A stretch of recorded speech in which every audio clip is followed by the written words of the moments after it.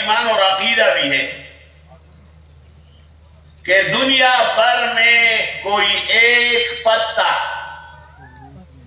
بغیر اذن الہی سے وہ ہل نہیں سکتا.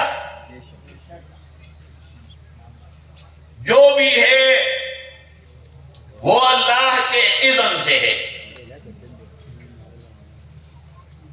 میں آیا ہوں اکوڑا خٹک سے، یہ بِإِذْنِ اللہ و بِفَضْلِ اللہ. آپ آئے ہیں، مدارس کی چھٹیاں ہو گئی، طلباء بڑے خوش ہوتے کہ گھر جائیں گے، تھوڑی سی عیش اور عشرت کریں گے. وڑے زڑے وہ خود پختانہ پا کے سمر دیلا سچت کئی.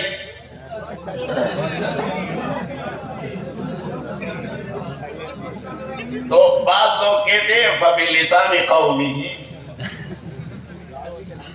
یہ بات ہونی چاہیے، لیکن قصہ زمین برسر زمین، کم از کم لاہور کی بھی آپ قدر کریں. خدا کے بندو، اگر کسی حوالے سے آپ لاہور کی قدر کرتے ہیں تو یہ سید علی حجویری رحمت اللہ علیہ، جو بہت زبردست عالم تھے اور زبردست عامل بھی تھے. وہ عامل نہیں تھے وہ آپ کے ہاں مشہور ہے، تعویذوں والا.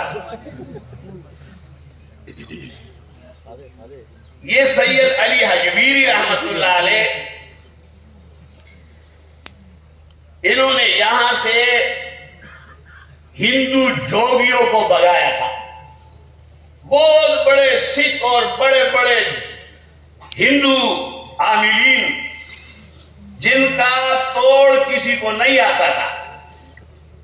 راستے میں اپنے ساتھیوں کو یہ قصہ سنا رہا تھا کہ اب تو لوگ جاتے ہیں اور مزار پہ اور وہاں پہ جو کچھ ہو رہا ہے الامان والحفیظ سب ہے، یعنی مزارات پر جانا اور وہاں کے جو آداب ہے. مسلک علماء دیوبند، یہ دیوبند کوئی حزب کا نام نہیں ہے، پارٹی نہیں ہے. یہ صحابہ کرام رضوان اللہ علیہم اجمعین کے عقیدے اور نظریے کا نام ہے. یہ تابعین رحمہ اللہ اور تبع تابعین اور مشائخ اکابر اسلاف جتنے بھی گزرے ہیں ان کے مشن کا نام ہے. دیوبند قائم بھی نہیں ہوا تھا اور دیوبند کا نظریہ موجود تھا. دیوبند اہل سنت والجماعت کے نظریے کا نام ہے، کردار کا نام ہے، مشن کا نام ہے. اس مشن سے آپ وابستہ رہے اور اس مشن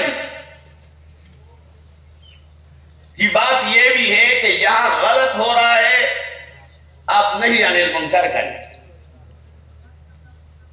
جو قادیانی کر رہے ہیں وہ غلط کر رہے ہیں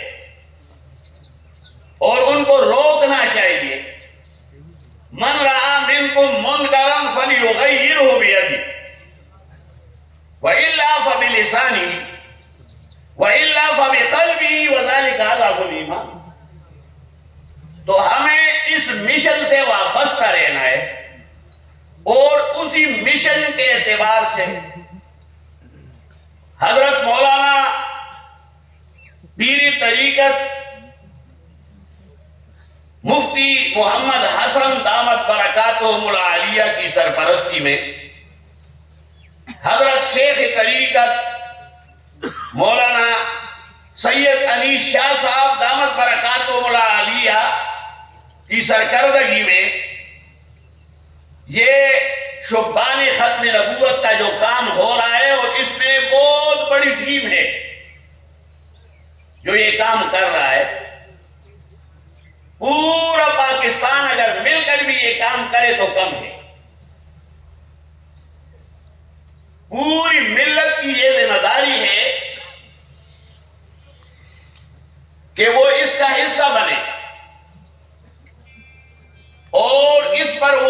مونچھوں کو تاؤ نہیں دے گا کہ میں نے کمال کیا ہے، بلکہ یہ رب ذوالجلال کے فضل سے ہے۔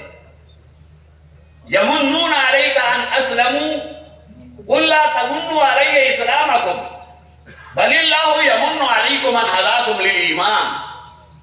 تم مسلمان بنے ہو تو یہ نہ کہو کہ میں نے کمال کیا ہے، رب کا فضل تھا کہ تمہیں مسلمان بنایا، رب کا فضل تھا کہ تمہیں عقیدے کیا درس لینے کے لیے یہاں پہنچایا،